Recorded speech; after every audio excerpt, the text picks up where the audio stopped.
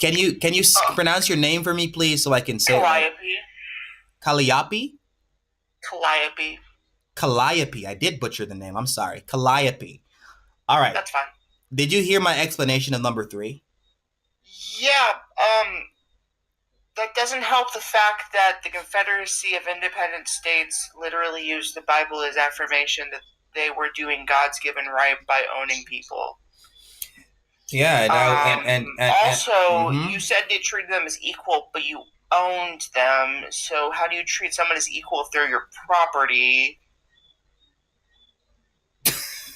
How do you treat someone as your equal if they're your property? Okay, I'm gonna use an example. Yeah, you were talking about like how they were treated as equal. But let me use an example that we can all relate to. That's kind of like they're your property. That's kind of the whole fucking thing with slaves is you own people, which is fucked up. Let me use an example. It's like, are you going to defend the Civil War now? Are you going to defend the Confederacy? You sound like a fucking Klansman. Before I continue, I want to know what the worldview is that you're speaking from. Are you an atheist, agnostic? I'm an atheist, yeah. You're an atheist. Because I don't think a good person would flood the entire planet and drown babies. Okay, you're an atheist. Surprise! Okay. Right, good. The Apple salesman sounds better than the guy who flooded the entire planet and killed babies. I'm trying to be as civil as I can here, Calliope. Let's try to be civil here, okay? Let's talk with. Okay. Let's have a conversation. Let's rap with each other, okay? So, all right, why do you want to own human beings? You're an atheist, and no, I don't want to own human beings. Though. I don't want to own human beings. Yes, you do, though. You said the slavery affirmed by the Bible is good, which means it's a good thing to want to own human beings, right? Does that mean I want to own human beings? Does that mean I want to own human beings? Yes, it does. It very much does. It does mean it means that I do want to own human beings. Okay, it very much does imply that you want to own human beings. Also, your Calliope, is so what's great wrong with owning human beings? Isn't that great, Calliope, aren't you a great person? What's wrong with owning human beings in your worldview? Do you want me to give a list of what's wrong with human beings? Are human beings evolved animals? Violations. Calliope, are human beings evolved animals? By the Constitution of the United States of America. Calliope, are human beings evolved animals? The human rights in general. Calliope, are human beings evolved animals? Fucking strong. Are human beings evolved animals? Do you know what didn't say that? Are human beings evolved animals? The Bible says it's okay to own people. The Constitution let me just mute you for a second. Calliope. Proclamation. Calliope, are human beings evolved animals? Speak now. Yes, they are actually. Okay, what's wrong with owning animals? Nothing, but if not... Okay, thank you. So nothing is wrong with slavery in your worldview. Domesticated animals, you're not allowed to own wild-ass animals or sentient-ass animals. So are human beings wild animals? You're not allowed to own a fucking tiger or Are human beings domesticated animals? You're not allowed to own a dog or a cat or a pig or a cow. So I'm so happy. So human beings are animals. And are wild animals. What's wrong with owning animals? It's entirely real. Human beings are wild animals. We're not domesticated. So human beings are wild animals. Okay, wow. We're meant to be ourselves and to live free What's lives. wrong? Okay. Are lions wild animals? Yes. When a lion unalives another lion, is anything wrong with that? No, because they're actually wild animals. So when a human being, when a wild animal, when a wild animal human being unalives another human being, is it wrong? Is it wrong? That they don't break, or else they get outed from the pride. Is the American laws objective and universal? American laws would be closer to pride laws or group laws of Answer the question. Are American laws universal and objective? Because you broke the law. Are American laws universal and objective? No, but so it's subjective, right? They're pretty universal across the board. Certain things are allowed in certain countries that you just conceded that it's not. Murder by and large is not okay. No, it's not by and large. No, it's not. It's subjective in your worldview. But do you know what's okay in the Bible? In your worldview, it's not wrong. Nothing is wrong in your worldview. Okay, so you like marrying children, huh? Nothing is wrong with that in your worldview. Have you thrown stones at your son and killed him? In your worldview, nothing is wrong with that. That's an animal in your worldview. Isn't that in the Bible too? Isn't that allowed in the Bible? If your son disrespects you, you're supposed to beat him to death. Nothing is wrong with that in your worldview. Isn't that part of the Bible though? It's just an animal, man. Yeah, well, okay, so it's okay to stone your son to death, right? It's okay to stone animals. It's okay to stone animals. I'm talking about the Bible though. I'm not quoting like nature. I'm saying in the Bible it says if your son disrespects you, you're supposed to throw stones at him until he dies. It's just an animal. What's wrong with that? It's just an animal. There's a lot wrong with that. What do you believe in? It's just an animal. Okay? In Would Calliope, you do that to your son? in your worldview, nothing is wrong with killing an animal. Would you do that to your son, Adrian?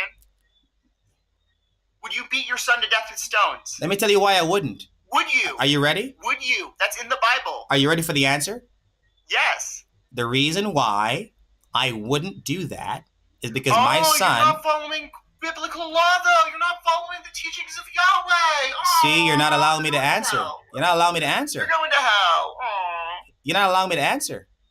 Well, because you fucking immediately defy the teachings of Yahweh. So you interrupt me when I try to answer, so I'm going to go back to it. There's nothing wrong. There's nothing wrong with stoning your son because they're an animal. They're an animal. So what's wrong with stoning your son then? They're an animal in your worldview, sir. There's nothing wrong with it. Okay, so what's wrong with stoning your son in your worldview? So what are you arguing for? What are you arguing for? Nothing is wrong in your worldview. I'm telling you, why would you not stone your son? God told you to stone your son. So why would you not stone your son? God told you to. I'm still trying to find out what you're arguing for. There's nothing wrong with it. I'm arguing that your fucking biblical laws make no fucking sense. What are you arguing for? Saying, I wouldn't stone my son, but the Bible literally says if your son disrespects I didn't finish my answer. So what? So do you want to follow biblical law or not? Do you want to own people or not? You didn't let me finish my answer, so back again. There's nothing wrong with killing animals. That's what you are, aren't you? You would stone your son if he disrespected you. Do you agree with that? No. Nothing is wrong with. The Bible tells you to do it. Hey, nothing is wrong. Agree with that. Nothing is wrong with killing animals. Is that correct? So you agree you should stone your son if he's disrespectful to you. Nothing is wrong with that in your worldview, is what I'm saying. Okay, so nothing's wrong with that in your worldview. That's literally Adrian. Adrian, I'm quoting the fucking Bible. I'm not talking about fucking atheism here. I'm talking about the Bible. In the Bible, and I'm saying you can't make any arguments. You can't make any arguments about morality because you're an atheist. Adrian, would you do that? There's nothing wrong with it in your worldview. Yes or no question, Adrian. In your worldview, nothing is wrong with it. I'm not talking about atheism. I'm talking about your fucking worldview, dumbass. Nothing is wrong with it in your worldview, animal. No, I'm not talking about my worldview. I'm talking about your fucking worldview, you fucking dumbass. I'm talking about your worldview. Brainlet. Nothing is wrong with it in your worldview. Not in your worldview. Fucking idiot. Nothing is wrong with it. I want you to fucking put a gun to your head and kill yourself at this point. Nothing is wrong with it in your worldview, animal. Blow your brains out. Paint your walls red. Nothing would be wrong with that in your worldview, animal. Nothing would be wrong with it. Stupid. Nothing would be wrong with it in your worldview. Jesus Christ. Have a good night. That's how you deal with an atheist, guys. You hold them accountable to their worldview.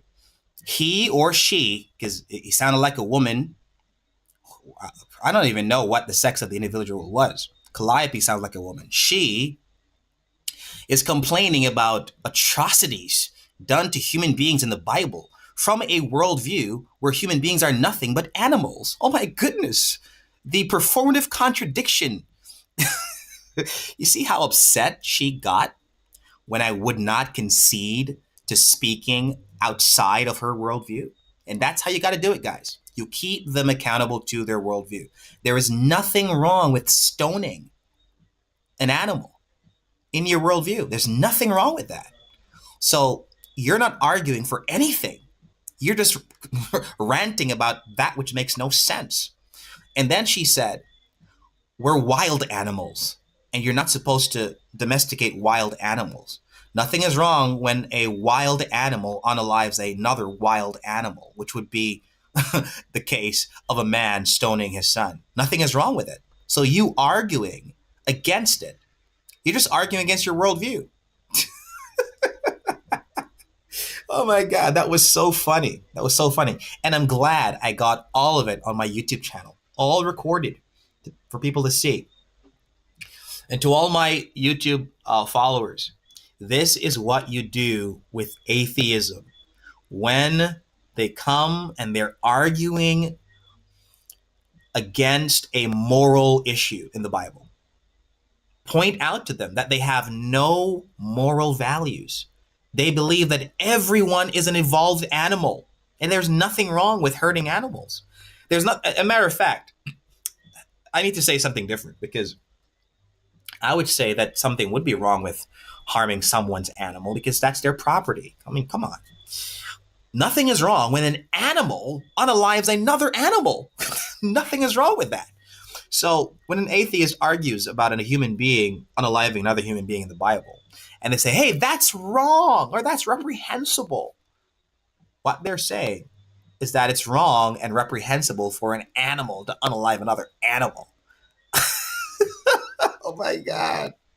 That was so funny. And I was literally trying to rap with this individual in a respectful way. And he or she, I don't even know what the sex is, asked me a question about if I would stone my son. And I was going to answer it. But right in the middle of my answer, he or she interrupted me. So, I mean, there was no reasoning with this individual. I tried, but there was no reasoning with him or her. And then Calliope said I should unalive myself and paint my brains on the walls. Wow. I mean, there would be nothing wrong with that in his or her worldview because I'm nothing but a wild animal.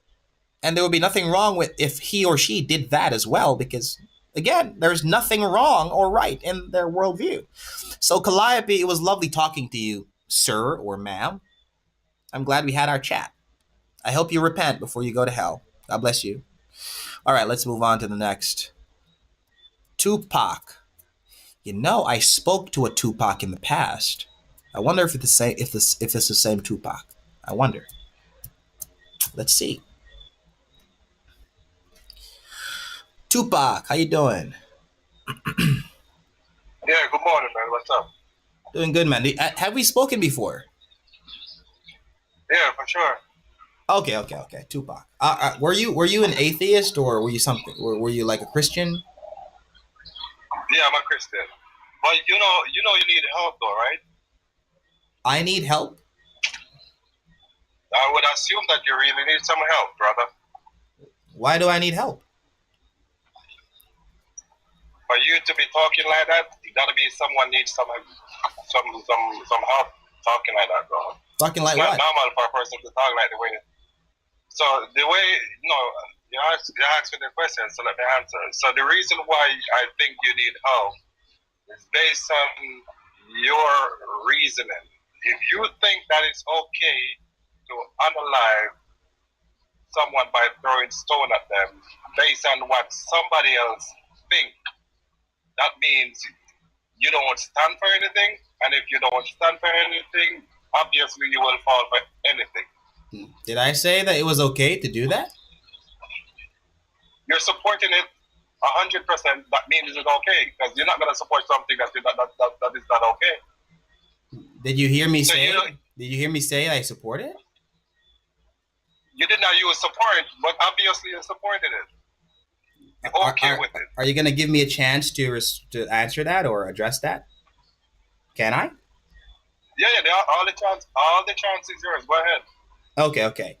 So the law that states that if a young man disrespects his father, then he is to be stoned to unalivement. Am I okay with that? Is the question, right? Yes. Okay. So you have to distinguish between the laws of the Old Testament, the civil laws, ceremonial laws, dietary laws, sacrificial laws. And this distinction is very important. And we learn these things in systematic theology when we study. And that law is a part of the civil law that was unique to the Israelite nation, which would also include them not wearing mixed fabrics, them not eating pork, them doing certain ceremonies and certain rituals in their society and in their culture that are not applicable to Christians today. So I would not stone my son because I am not commanded to. That command was given to Israelite fathers to their sons if they were to disrespect them, based upon respect of fathers by those who are younger or those who are the children of such. So do I support that? No, I don't. And I don't have to because I'm a Christian, not an Israelite. Okay, so that is the point that the person was coming from. I was trying to answer, but he wouldn't let me. Didn't you see? But that's the point the person was coming from. And with all fairness, brother, the Bible did say that if the person, and even a part in the Bible that says if the person does not obey their father and mother, if they're drunkard, they're supposed to be stoned and they're supposed to be put towards the street and be stoned to unalive him. Yeah. And if he or she, I don't know if it was a man or a woman, had allowed me to finish my answer. Well, that doesn't matter. Yeah. It doesn't matter if I answer the question? No, I'm saying it doesn't matter what gender the person is, man or woman. But what I'm saying is that immorals are immorals. It doesn't matter where you put it. And I know for sure that all moralities are subjective. Wait a minute, and you're a Christian? So it's based on culture to culture. And you're a Christian? No, I'm not a Christian. Didn't you say you're a Christian earlier? No, I'm not. Okay. So if all morality, I'm from a Christian background, but I'm not. Yeah. Okay, if all morality is subjective, Tupac, then that would mean that there is no such thing as objectively right or wrong morals, right?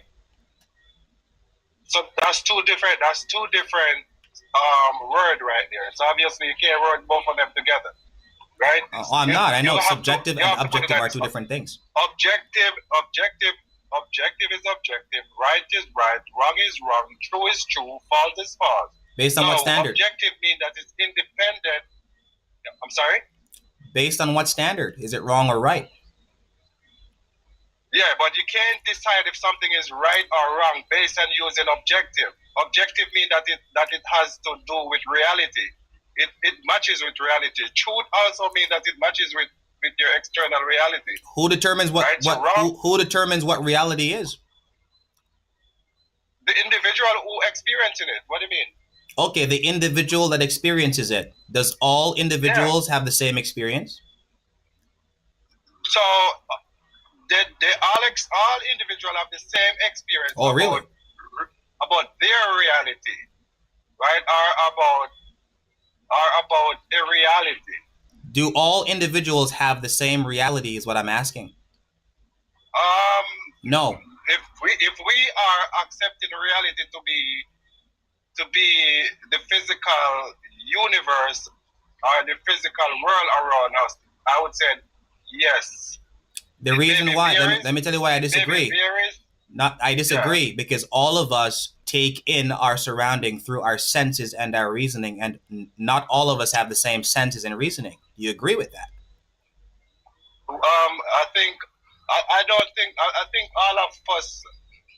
all of us have five senses. However, it can be abnormal for a person. Perfect. It can be straight for a person to have four senses, three senses. So you agree with me that not all people have the same reality? So perfect. Reality is independent of anyone else's feelings or opinion. I'm so happy you said that. Right? How do you know whose reality is true from whose false? Go ahead. So the thing is, how do you know who reality is true from who reality is false? Reality in general is an objective standpoint, right? Where you can determine that the sun is there, the moon is there, the earth is there. These things are reality. These things are in reality, in one's personal reality, and whether you want to think about it there or not, it will always be there. Now, if a person do not have the eyesight to see all of these things, that doesn't mean it's not there or it is not real. It's just not present for him to perceive it as real, but it is real independent of him want to think about it or not. You didn't answer my question. How do you know whose reality is right from whose reality is wrong? So that's what I'm saying. It has no right or wrong. Reality is reality. You're asking a question like, how do I know whose reality is right and wrong? All right. I guess I'm asking it the wrong way then. Whose perception of reality is right versus whose was wrong? There is no right and wrong perception because everyone's perceptions are different based on location and perception. Good. Are moral issues based upon one's perception as well? Um, well, moral issues are subjective. So yes, it's based on ones to ones, and it's based on One's groups to perception, groups or right? nation. Morality is based on a subjective claim, right? It's a subjective standpoint. That is based upon their perception, right? Yeah, because perception is subjective. Okay. Yeah, And there is no such and all perception of morality is subjective, right? correct. All right. So when you say in your perception of reality of morals that slavery is wrong, and I say that it's right, none of us are wrong, none of us are right. Is that correct? So Come on, answer it. Come on.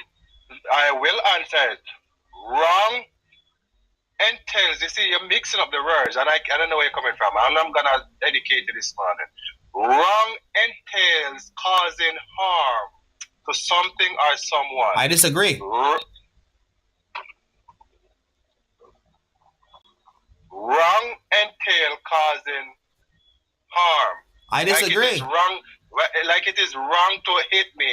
It is wrong to steal from because it caused some form of harm.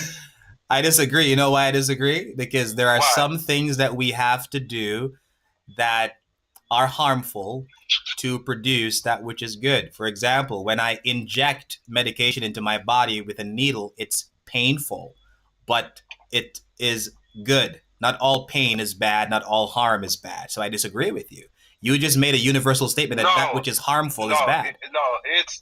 It may be for a better cause, but the harm that it creates, you cannot exclude that harm. When you inject someone, it damages a certain capillaries, it damages certain tissues. So therefore, it causes certain harm, but it has a greater good. The purpose of it has a greater good. So you cannot, you cannot eradicate the harm that it has done just because it has done a particular so Tupac, good. who says that harm is the principle that determines morality? Who says?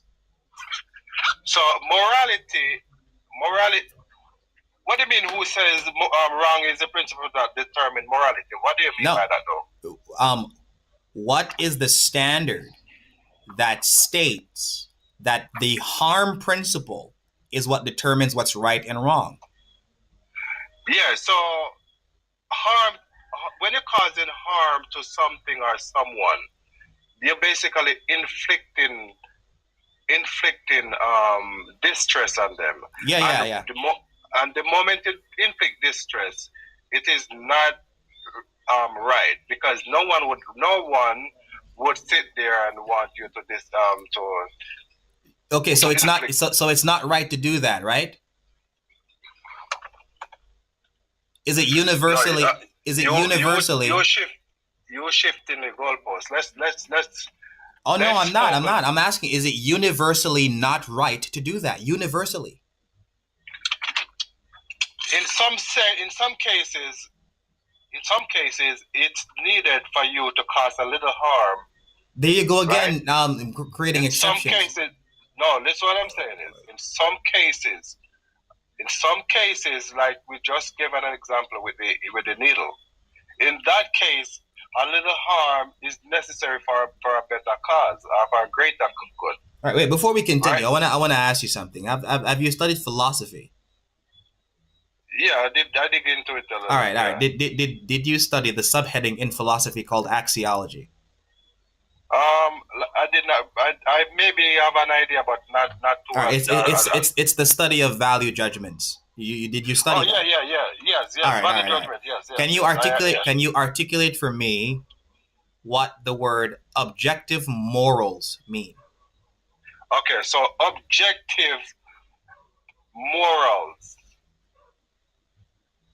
It's two separate words that people intertwine together all the time and create a fallacy, a wrongful meaning. Objective means that it's independent of the mind. It's not dependent on feelings or opinion, right? So, and morals, all morals are value judgment, meaning that you know what is a value judgment, which is subjective. because it may be varies. What I think may right, you may think is wrong. What you think is wrong, I may think it's right. But objective is a separate claim. It's objective is that it means that it's independent of a mind. You don't need a mind for it to exist. I'm gonna just look it up for you so that both of us can agree on what objective morality is, or objective morals are. Okay. Objective morality in philosophy refers to the belief that moral truths exist independently of human opinions or beliefs. Is that correct? That's exactly what I said. Okay, great. So do you believe that moral truths exist independently of human opinions and beliefs? You said truth? Yes.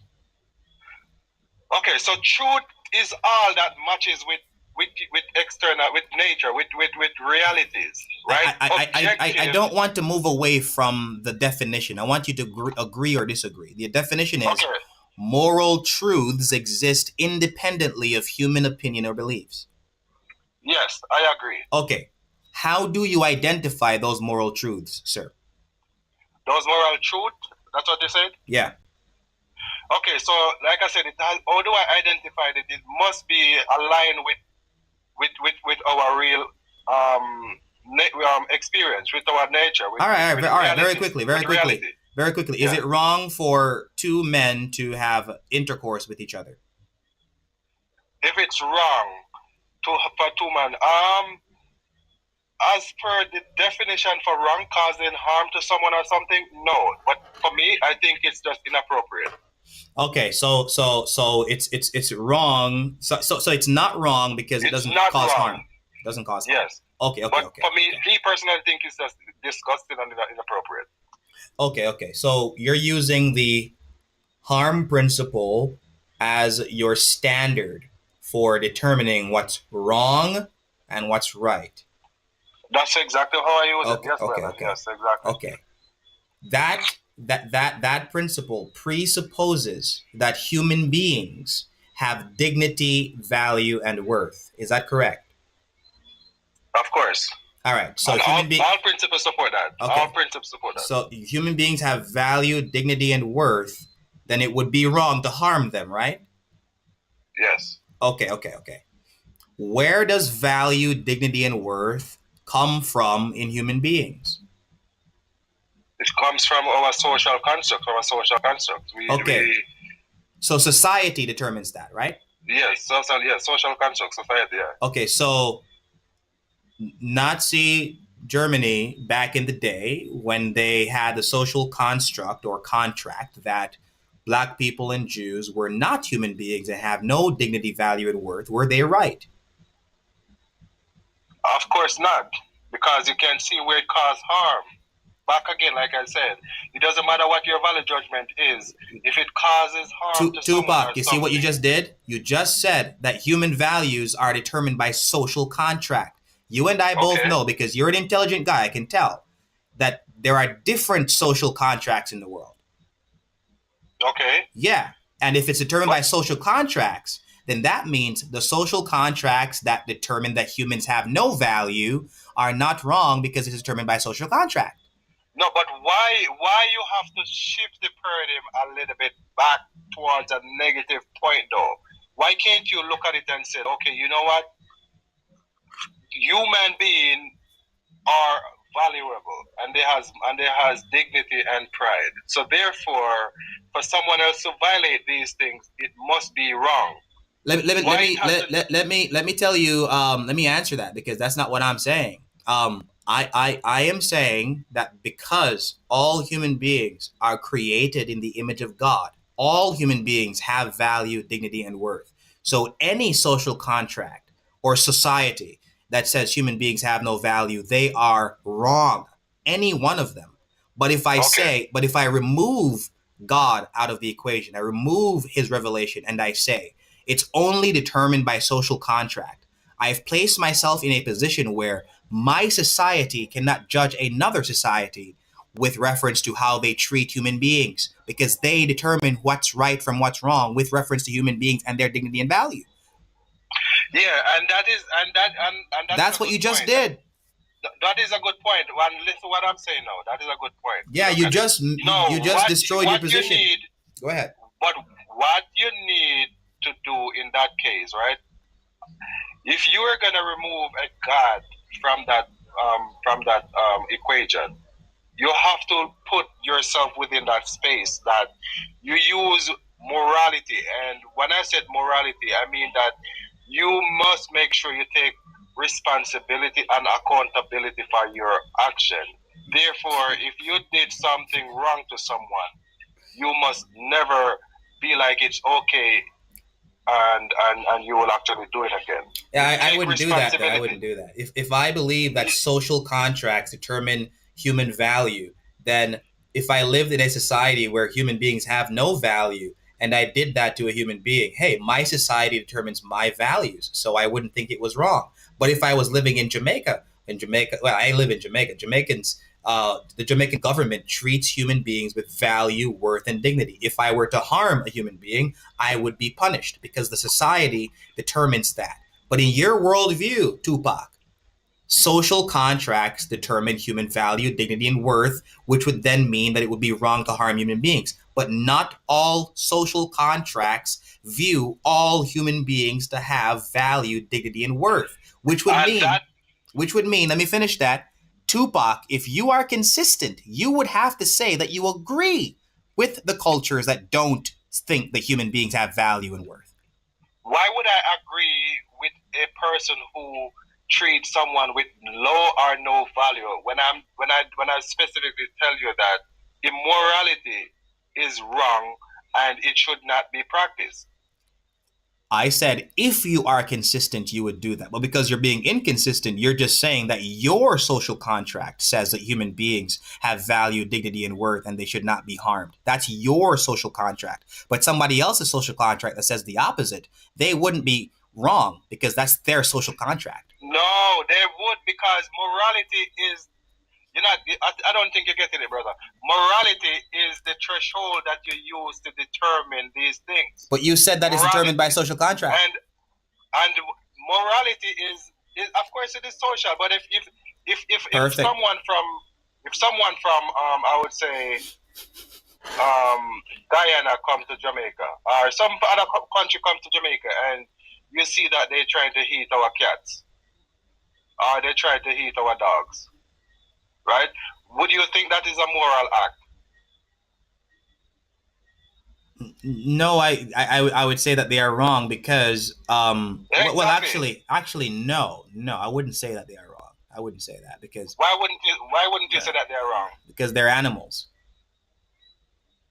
So you think that somebody come from wherever they want to come from and come see you have dogs in a yard and want to eat your dogs? Well, it would be wrong if the dog is my property, but a random dog and a random cat, then no, I don't think so.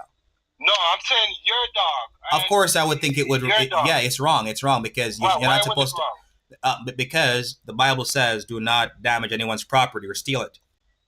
Okay, so if you give that dog to that person and that person tell you that they just cook the dog and eat the dog, you wouldn't think that is wrong for them to cook the dog and eat the dog? If it's someone's property, yes, but if it's not someone's property, it's just an animal. It's just food. No, I'm saying you give them that dog. If I give them my own dog? Yes, you give them your own dog. Nothing is wrong with it then, because I am giving them consent. It's my property. Okay, so consent. So something can only be wrong if you don't give them consent. No. With reference to an animal, that's your property. What I'm saying is that the value judgment, this is the idea of value judgment that I'm trying to get to you from. When it comes to value judgment, people have their own philosophy as to what is right from what is wrong, right? But you have to remember I don't know, for some reason I'm hearing myself in the background and it's so horrible.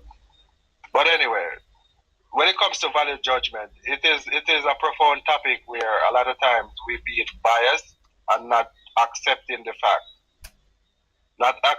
fact for what it is, right? Value judgment are pure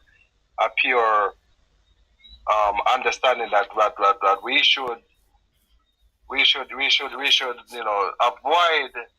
the wrong thing and stick to the right thing. So if a person come from wherever they want to come let me from, jump in. Let me tell you what. We're having a debate conversation, and what I did earlier was I identified what your standard was. You said that to harm a human being is wrong, and then I asked you, is it because human beings have value, dignity, and worth? You said yes, and then I asked you, what determines that? And then you gave an answer which placed what you are saying is objective into a subjective box. And it is this. You said that human value, worth, and dignity is determined by social contract or society. And because not all societies have the same principle on harm, that makes your entire perspective on morality, again, subjective. But you're arguing for the harm principle being objective. But if the harm principle is determined by social contract, and there are different social contracts, Tupac, I'm trying to get this in your head. You are saying that your objective principle is still subjective, which is a subjective thing you're arguing for, not an objective thing. So I make it be clear to you from earlier on. All morals are subjective. It's based on social construct. All morals are subjective. It's mind dependent. And then you said that harming someone is objectively wrong. I told you from the get-go that objective and wrong is two different words. You can't mix these two words together. No, they are not different. If it's wrong, it's wrong. If it's wrong, it's wrong. If it's wrong, it's wrong. Okay, wrong. Okay. If it's an object, it's an object. An object. Oh boy. An object is something that is independent of the mind. Objective is independent of the mind. Let me bring you back. Let me bring you back to philosophy. When you say something is objectively wrong, you are making a statement that something is universally wrong. When you say that something is subjectively wrong, you are saying that it is wrong in a geographical sense with societies and individuals. That's from philosophy. If you are saying something different, then I have to question if you have ever studied philosophy, because you're saying something that is totally missing from philosophy. So objective means independent of the mind, right? Objective morality means that it is independent of human opinion and beliefs. We're talking about morality. Yeah, so give me an.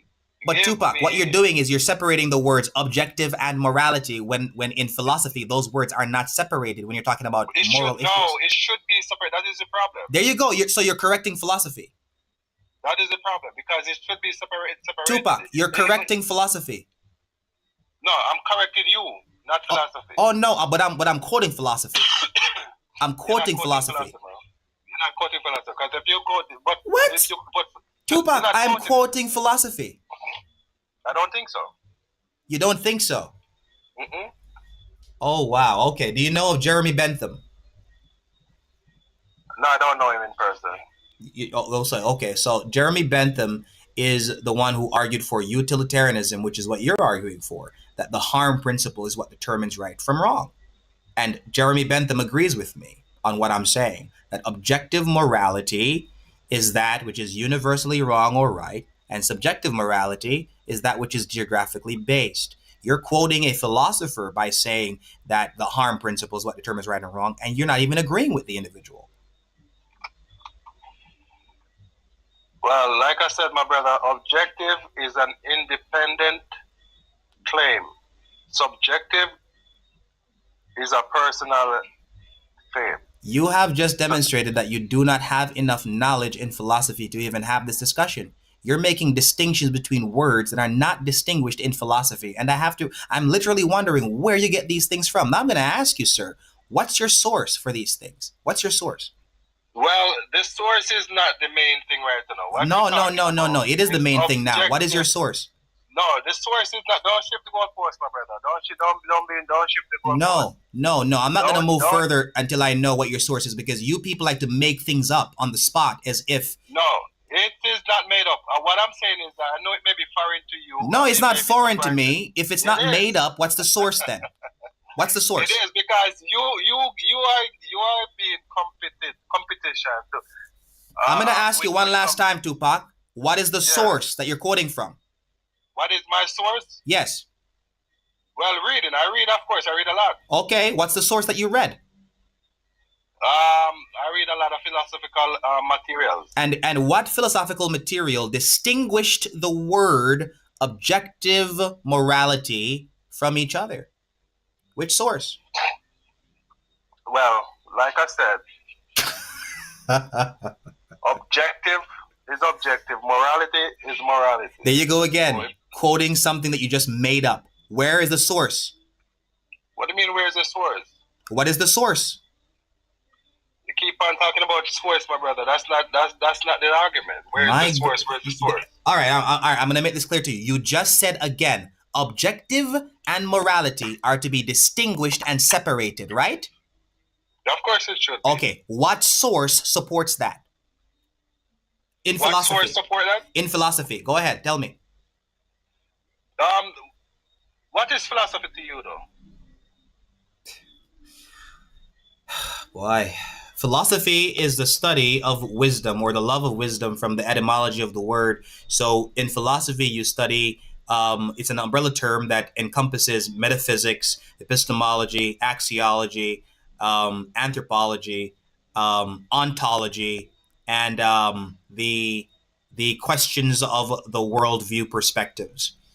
That's what philosophy is, which shouldn't be foreign to you because you've studied it. And I'm trying to find out what the source is that you got your statement. Morality and objective are to be separated when talking about axiological topics. Exactly. What's the source?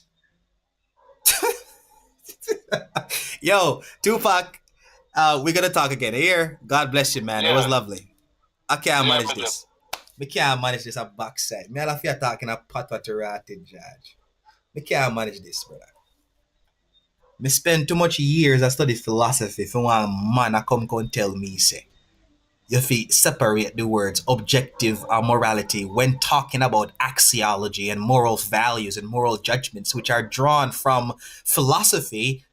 And I mean, bro, and when you do all this reading, you can't find any example of objective morality being separated, but rather objective morality is a topic in itself. It is a subject in itself. You can literally type it into the computer. What is objective morality? And you get the answer. Objective morality in philosophy refers to the belief that moral truths exist independently of human opinion and beliefs. This means that certain actions or situations are inherently wrong or right, regardless of what anyone thinks. You can literally look them up. Literally, look up the word. It is a phrase in philosophy. And this guy is saying they should be separated. So he's coming and correcting philosophy as if he is some authority on the matter. It's like I could go it's like I could speak to a doctor, and the doctor could say to me, a medical doctor could say to me, Adrian, most of the heart is on the left side of the chest. And I'm saying, hey, that's incorrect. It should be on the right side of the chest. And he says to me, what source are you stating that? The heart should be mostly on the right side of the chest. And I'm saying, well, it should be mostly on the right side of the chest. It's like I am making myself the authority when all the literature on the matter, all the literature and all people in the field agree with the statement. Most of the heart is on the left side of the chest. Oh my goodness, bro.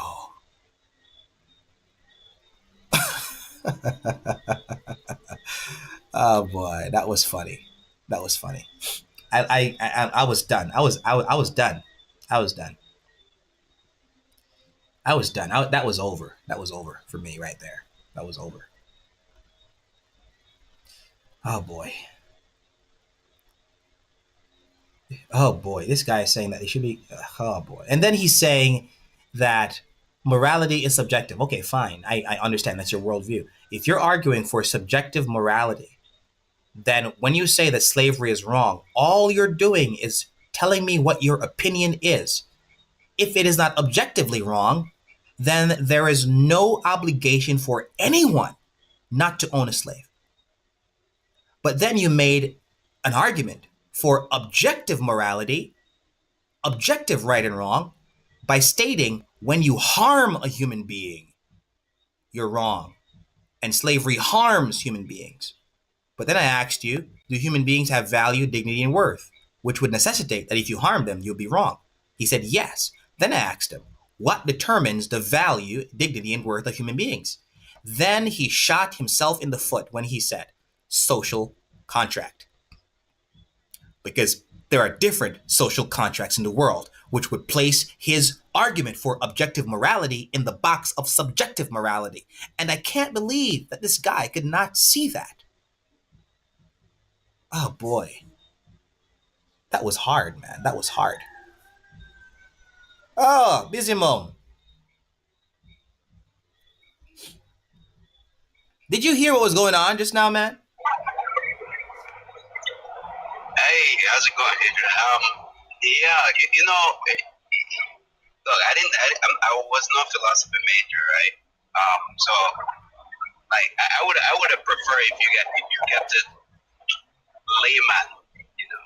But once he upped the ante, say he studied philosophy. No, that was it. He gave you a license. That was it. I think he gave you a license to go technical with it. Yeah, he did. And I think I said that in the discussion. You said that you study philosophy. Why are these things foreign to you? You don't even know who Jeremy Bentham is. I mean, bro, come on. Yeah, so I'm not familiar with that either. So when I discuss philosophy and all that other stuff, I prefer, matter of fact, I prefer to stay away from philosophy because my view of philosophy is it's imaginative and you could concoct a whole bunch of realities that's not, or situations that's not really realistic, right? Like for example, you could say, you could go infinitely forward or infinitely backward, and this is purely a philosophical construct because that does not exist in real reality. Our space is finite.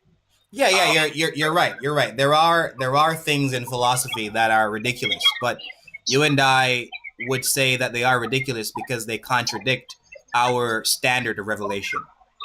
Exactly. Yeah. So I would have kept it. Yeah. I don't know why he went technical. I don't know why. I would have kept it layman just so I could follow the conversation, because once you started getting into the axiology thing, now how the hell I think I know what the word means, but how the hell am I going to follow that discussion? I'm not familiar with who says what on that topic. I mean, his whole argument was there is no such thing as objective morality. You have to separate the word morality and objective, and that every moral value judgment is subjective. And then he said, but when it comes on to harming human beings, that is wrong. It's just wrong. And I'm like, is it wrong universally? He said, yes. And I'm like, that's an objective standard. And he's like, no, it's not. I'm like, what? Bro. Yeah, I think, and I don't know what it is. And maybe this is a blind spot that you have to have as an atheist. Because I don't, for me, it's just glaring. It's like obvious, right? Like you saw that and you could not walk past it. That's like a huge hole in the argument. But he just walked past it as if it does not exist. Then finally, I said this, just to try to help him, because I was trying to sympathize with him that he didn't understand what I was saying. Then I asked him, okay, is it wrong to harm human beings because they have value, dignity, and worth? He said yes. And then I asked him, okay, who determines that human beings have value, dignity, and worth? He said the society. And I'm like, uh-oh, you just shot yourself in the foot again.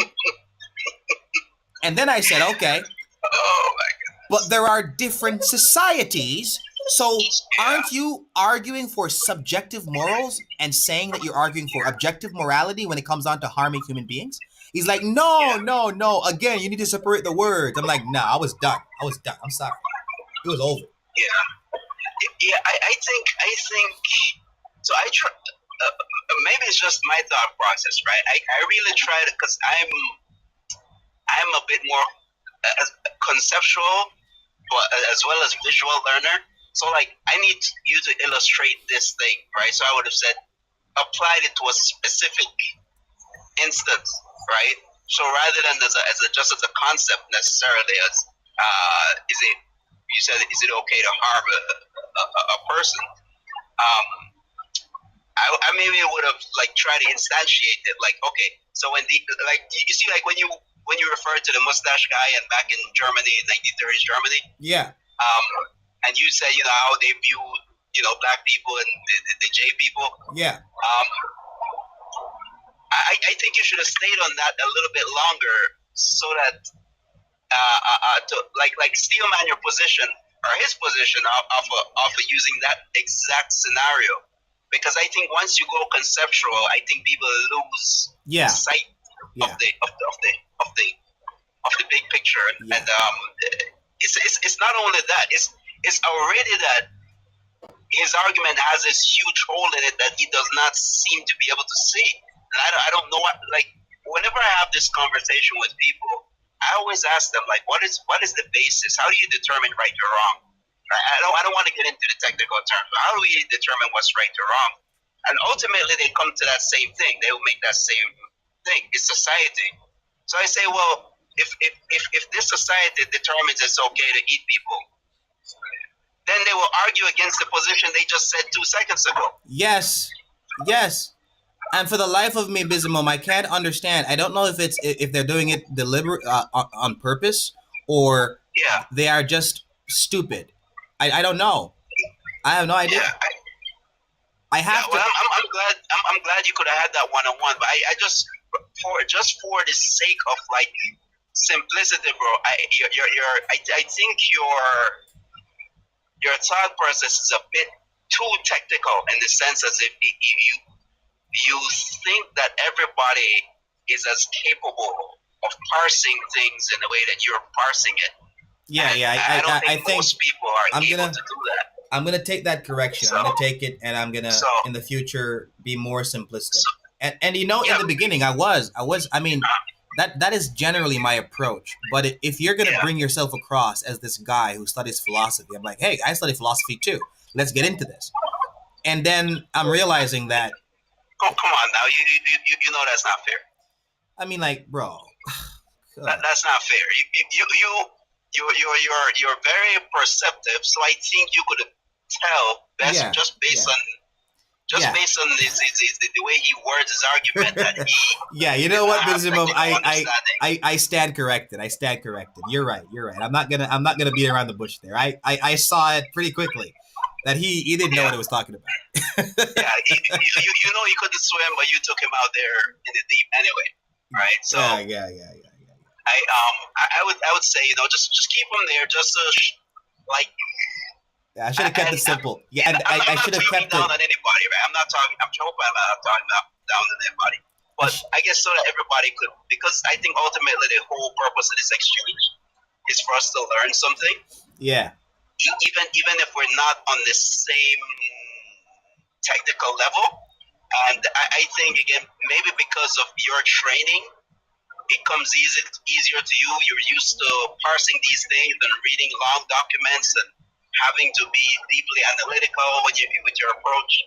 So maybe because of your technical skill, you might get lost and think people could follow you all the time. But again, I think you're perceptive enough to know that that not everybody could swim out there. So yeah, you're right. I did take him on the deep end. I did. That was my bad. I should have steelman his position, as you said, and kept it with the guy in Germany. Yeah, I should have kept it there.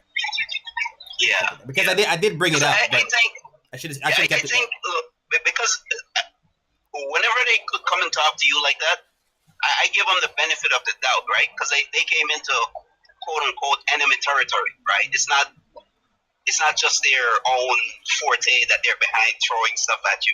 He came onto your live, subjected himself to your rules. So I would have just given him the benefit of the doubt. And I know not everybody could do that, but the way he talks makes it seem like he's sincere in the sense like I know he thinks that he knows, but again, he talks as if he knows, but with that sincerity, right? I'm pretty certain that he's wrong, but I guess this is just the way we learn. Yeah. But yeah. you got to do that patois thing more often, man. Yo, that's the first time. It comes out when I get really agitated, man. I'm not gonna lie. When I get really agitated, it comes out, man. I'm not gonna lie. That guy agitated me. That was good. The arrogance behind what he was saying. I'm like, what's your source, bro? What's your source? Because he said, well, I did a lot of reading in philosophy. I'm like, okay, what's your source? What's the source? Yeah. Oh boy, I got agitated. I could tell that he knew some of the words, but he was not following everything. Again, I'm not talking down on him. I respect the guy. I appreciate that he has these conversations, and he does so in a respectful way. I mean, earlier, I was talking to this person. I don't even know what the sex of the person was. I'm just gonna say him. I was talking to him, and he was saying that my Bible says that I should stone my son. And then I said, before I even continue, do you think that human beings are animals?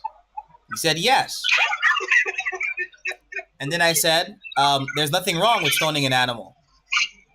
I said, well, no. It's wrong to stone wild animals because wild animals are not domesticated. And then I said, okay, is it wrong for a wild animal to kill another wild animal? He said, no. And I'm like, okay, so a wild animal stoned a wild animal and unalived it. Nothing wrong with that. Well, I'm not talking about atheism. I'm talking about your Bible. I'm like, whoa, wait a minute. But there's nothing wrong with what happens in the Bible because they're all animals, right? It's like, no, you dumbass. You should go and unalive yourself and splatter your brains on the wall. Well, I mean, to be fair to him, these books were written by other animals, right? Yeah. And then I said, nothing would be wrong for me to do that to myself because I'm just an animal, right?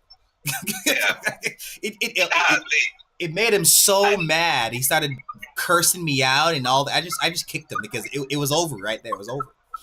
It was over. Yes. So I think, Adrian, and I appreciate that you deal with these things so patiently, right? I mean, it took you a while to get to that, break into the accent. So, but look, I think this is necessary work because there's a lot of people on your side who don't know this stuff and are not able to interrogate with this type of, you would say, thorough analysis, right?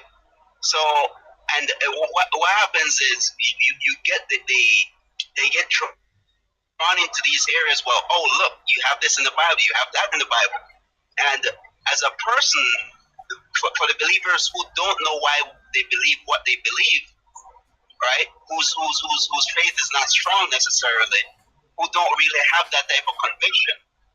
They just believe because their parents took them to church, but they don't really know why they hold these views. Those people are easy to drag outside the religion once you subject that book to the customs of today's society. You know, why do you women have to cover up? Why do you girls have to obey your husbands? Why can't we just do whatever we see done on TV, right? And then they look at it in that way. They analyze their own religion through the lens of social media posts, and for some reason they get bullied or peer pressured into rejecting this religion, right? But I think this is necessary work. Yeah. Because this creates a place for education and for understanding and knowing why you believe what you believe. Because it's not enough to just believe something. Why do you believe it? Why? Why do you believe it? Exactly. And I always keep this at the worldview level because when someone says that I'm wrong and the Bible is wrong, I always ask them, from what standard and worldview are you speaking from? And that's what always catches them.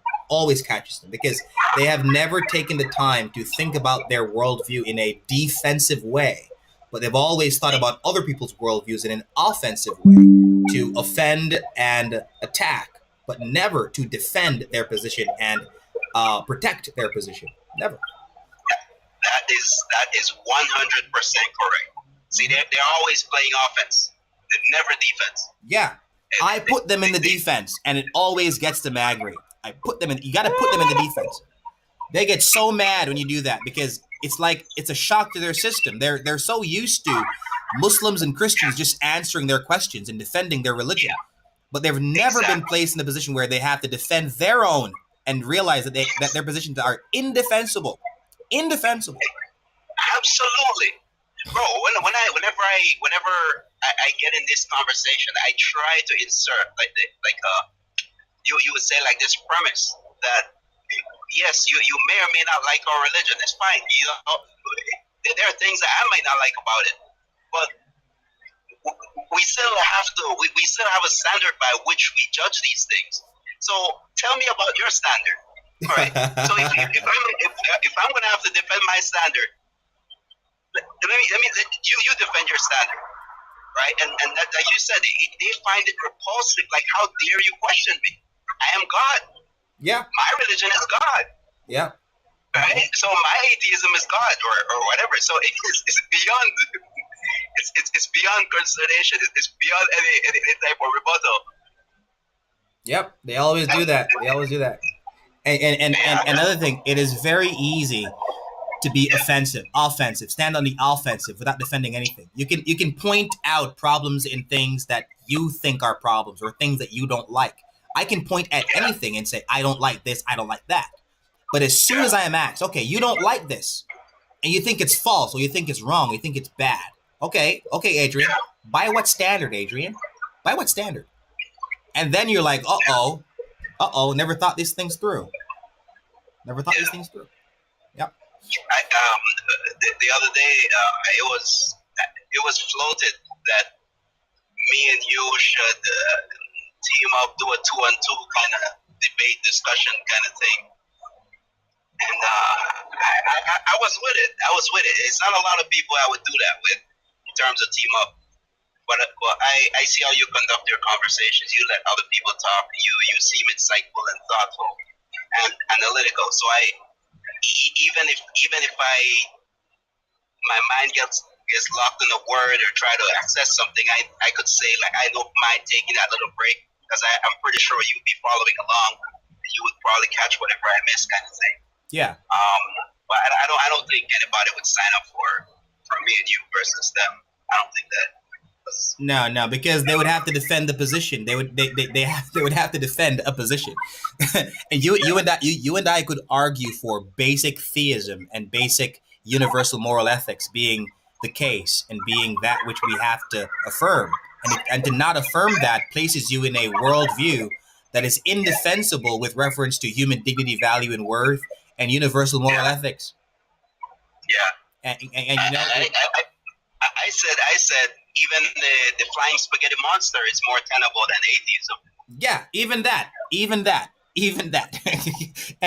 and the invisible pink unicorn, even that. Whatever. Yes. What Furry has this one. The cosmic wolf. Yeah, and the flying carrot. Yes. Anything at all. Anything. Yeah, because you know, and the reason why I let them speak. The reason why I let them finish their those things. I was saying that the reason why I let them finish is because there is this dogpiling culture on the atheist platforms. You go on there, and there's 4 of them just jumping on top of you and coming at you with different attacks and different topics for you to respond to. And all of them don't hold the same beliefs in the same position. They're just united on the premise God does not exist. So they think that they all believe the same thing. Offense. That's it. And they're all united on the offense. On the offense. So when you try to answer one, in the middle of answering one, another one jumps on you and asks you another question. And that's frustrating, though. No, yeah, it's very frustrating. So I always go one at a time, and I always let them Yeah, finish their statements, and I try to steel man their position as best as I can. So, yeah, but this is needed, as you said. So whenever I go live, I always do it on YouTube as well, so I can share my videos and just try to educate my fellow believers, man, for real. yeah. These questions must be asked, bro. Must be asked. It looks. I first. You're kind of young, so I don't think you know what Palo Talk is, right? Power talk. Palo Talk, Palo, like pen pal, Palo Talk. Pa- It was like an online chat room, right? And you could do voice as well, and it's kind of like this, but it was you have to use a computer. There were back then there was no handheld devices that you could use like this. Oh, Yes, I don't know. I don't know what that is. You are right. I am relatively young, so no. So you had cell phones, but they didn't have this capability. Um, so I remember the first time I was listening to these conversations, bro, and I was hearing some atheists, right, and they're arguing against it. And some of these people are from the UK, and they have that accent that make them sound smart. Yeah. And they're super articulate and all these other things. Yeah. And they could just lock in on the conversation. And if I was not intimidated, right? I was intimidated, but at the same time, I was assured because there are statements in the Quran which urges the reader to challenge these assertions, right? Yeah. So I said, well, the book tells me these challenging assertions. So I started to listen to their arguments, and at the root of all of their arguments, there was one common theme in all of their arguments. At the basis of it is, I feel so, therefore it is true. Yeah. Yeah. Right? You can always find that. It's that subjectivism. Yeah, that's subjectivism and they masquerade it as objectivity. So Yeah. I realized that the best way to argue against that was that's how you feel? Okay, well, this is how I feel. Yeah. How do you argue against that? So it's just feelings versus feelings then. Yeah, and then they Why start is to my and then feelings and wrong then they and your start to feelings ridicule you and say, "Well, something is wrong with you if you feel that way." And I'm like, "Okay, if something is wrong with me, that would presuppose a standard, right? Okay, what standard says Yeah. there's something wrong with me? Go ahead. What's the Yeah. standard?" Well, you know your arguments are good when they just start insulting you, right? Yeah. When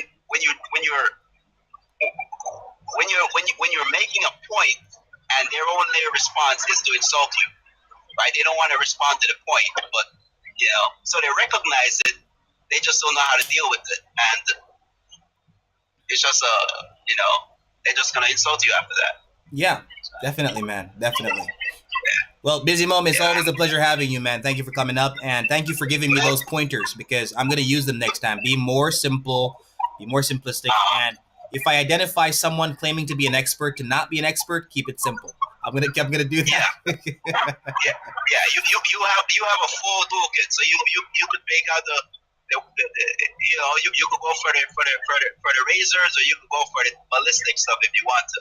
Yeah. Thank you so much, man. I'm gonna jump off of here now, get some sleep. Again, though. Yeah, you'll hear from me again soon. I took a break because I had some stuff to deal with. No worries. But I'm back now. I'm back now. Yeah, thank you, man. Salam alaikum. Wa alaikum salam. There you go, man. See you, man.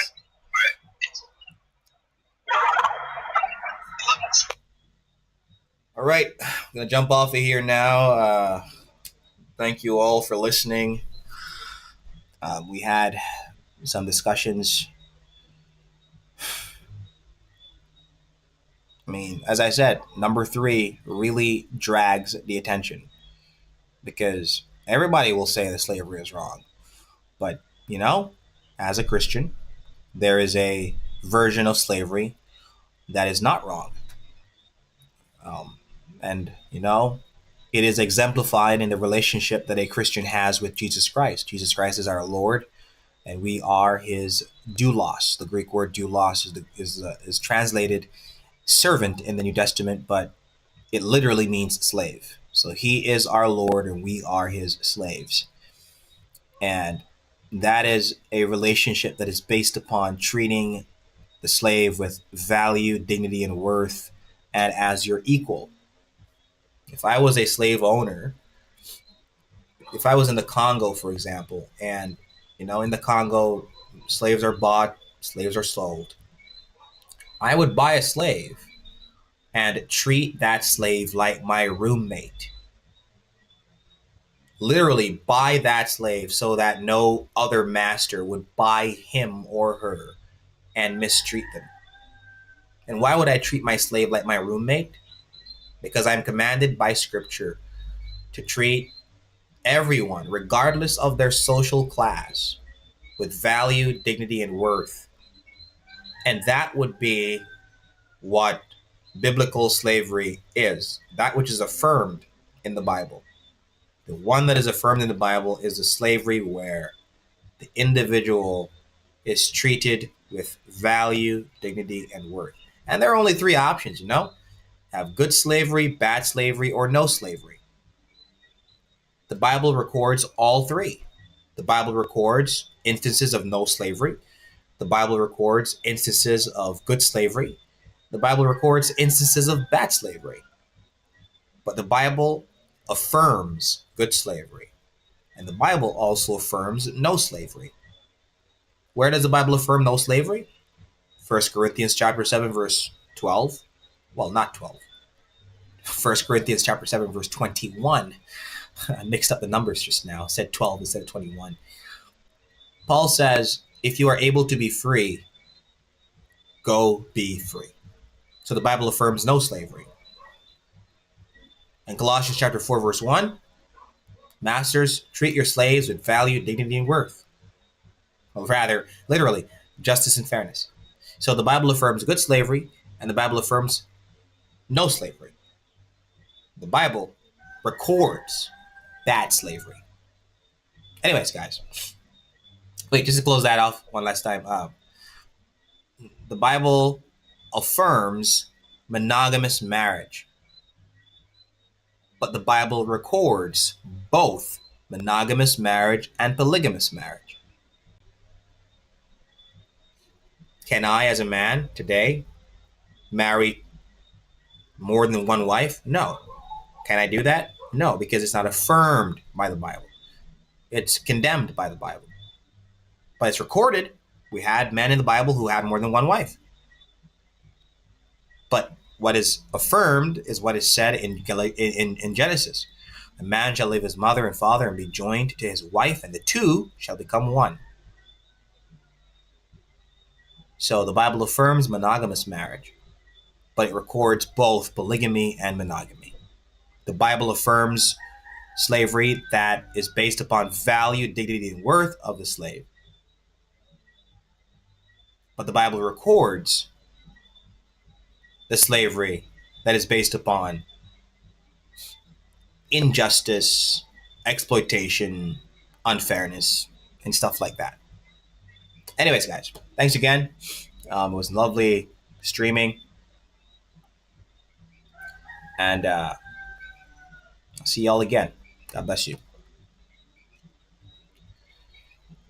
And getting off TikTok now. And I'm about to get off this YouTube thing here. Do you stop streaming first? Or do you end stream first? I have no idea. Okay, let's end stream. Wait, no, let's